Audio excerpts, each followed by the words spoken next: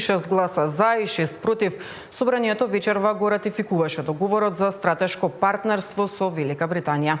Колегата Даниел Василев ја следи денешната собраниска седница. Го имаме во живо. Даниел, како течеше расправата?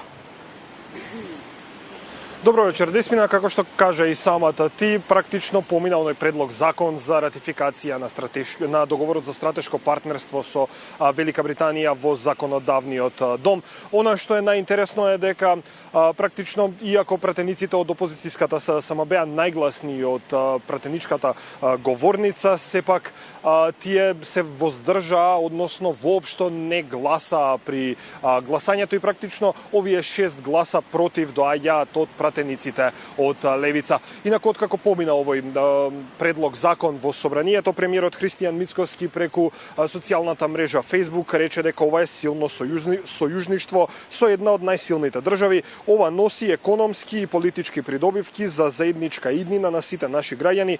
Промените се случуваат, кратко напиша премиерот Мицкоски. Расправата почна некаде околу 16 часот и уште веднаш пратениците од СДСМ реагираа особено на оној технички момент каде што вице-премиерот и министер за транспорт Александар Николовски наместо како вице-премиер на англиската верзија од договорот е потпишан како заменик претседател на државата, функција која што практично не постои во македонскиот политички систем. Од друга страна, од Министерството за надворешни работи велат дека станува збор за техничка грешка. Да погледнеме дел од расправата. Кога видиме англиската верзија, каде што е потпишан договорот, ова е ништовен документ. Зошто е ништовен документ? Затоа што вика го потпишал Vice President of the Republic of North Macedonia. Значи, ние како држава немаме подпредседател на Република Северна Македонија.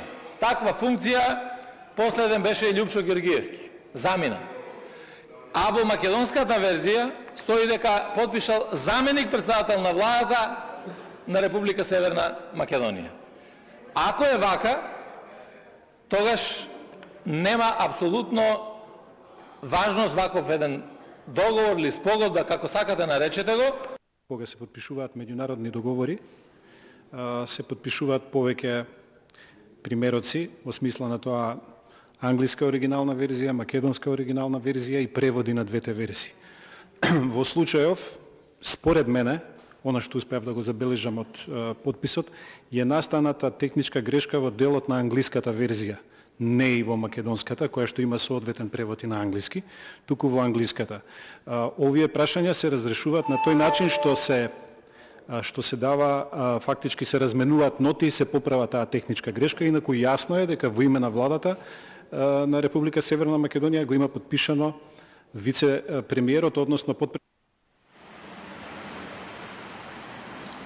Така, тоа беше дел од расправата помеѓу координаторот на пратеничката група на СДСМ и заменик министерот за надворешни работи. Понатаму расправата продолжи во насока на условите на самиот заем кој што Македонија ќе го земе од Велика Британија.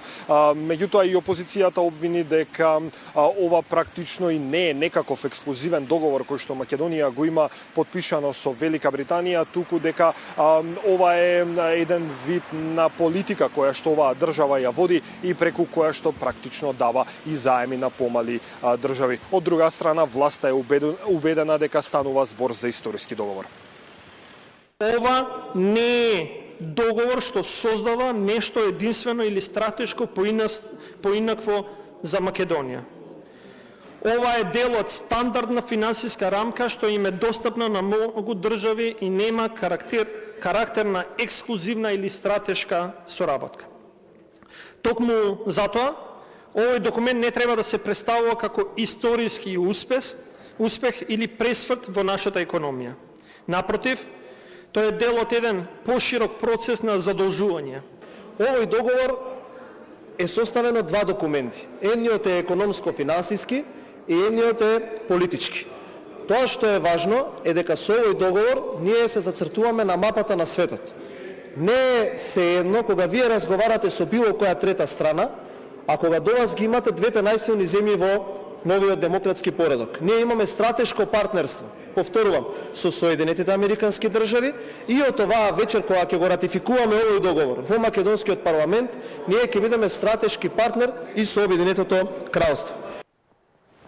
Даниел, собраниската седница е се уште во тек. На дневен ред е изборот на Трајко Славевски за гувернер на Народната банка. Дали во овој вечерен дел од седницата претениците почна расправата за оваа точка? Така е, деспина пред малку започна расправата за изборот на новиот гувернер на Народната банка, иако ова се очекуваше да почне уште многу порано. Меѓутоа, расправата за предлог законот за локална самоуправа се одолговлечи и практично се одолговлечи и целата седница која што денеска се одржува во пленарната сала во собранието. Тука е познато дека власта ќе го поддржи кандидатот за нов гувернер на Народната банка Трајко Славевски, од друга страна опозицијата нема да гласа за тој да стане прв човек во НБРМ. Во меѓувреме, доколку е подготвено, предлагам да погледнеме делот на првично излагање откако оваа точка беше ставена на дневен ред. Од тоа што имав можност да го видам во изминатиот период и нешто за што ми е особено драго е дека опозицијата нормално треба да создава теми во јавноста и во критиките кои што ги кажа за професорот Славевски, освен ад хоминем нападите за одредена политичка припадност, немаше ниту еден општествен чинител во државата кој што ја оспори неговата стручност, нешто кое што е и најсилен аргумент зошто ние сметаме дека професорот Славевски ќе биде одлично решение за нов гувернер на Народната банка.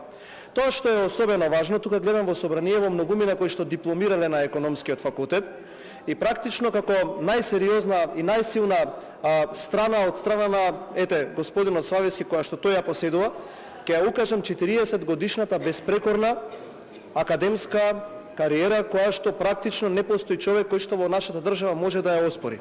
Ако мене лично ме прашате, и она кое што во последниве барем 15 години, колку што и општествено сум свесен го следам професорот Славевски, има две особини кои што мене многу лично ми се допаѓаат. Првата е кредибилитетот да го соопшти сопствениот став, кој што многу често можеби и не се во тој момент поклапал со некоја си политичка можност која што во тој момент му давала подршка. Тоа кажува дека има високи морални вредности, човек кој што има сопствен став и кој што има интегритет да го соопшти ставот кој што нели го има во моментот.